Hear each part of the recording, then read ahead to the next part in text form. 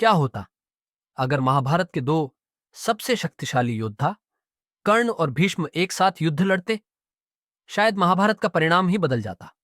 महाभारत में कर्ण और भीष्म दोनों ही कौरवों की ओर से थे, लेकिन हैरानी की बात यह है कि दोनों ने कभी साथ मिलकर युद्ध नहीं लड़ा, क्योंकि भीष्म को कर्ण पर भरोसा नहीं था।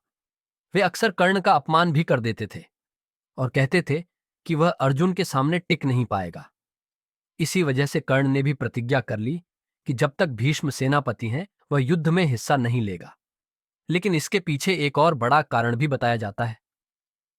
भीष्म जानते थे कि कर्ण वास्तव में पांडवों का ही भाई है, क्योंकि वह कुंती का पुत्र था। इसी कारण भीष्म नहीं चाहते थे कि पांडव आपस में ही एक दूसरे का रक्त बहाए। महाभारत के पहले 10 दिनों तक भीष्म सेनापति थे और कर्ण ने सच में युद्ध में हिस्सा नहीं लिया। लेकिन जब अर्जुन ने शिखंडी की मदद से भीष्म को परास्त किया और वे बाणों की शैया पर गिर गए, तब जाकर कर्ण युद्ध भूमि में उतरा। कहा जाता है कि इस तरह भीष्म ने एक साथ दो काम किए।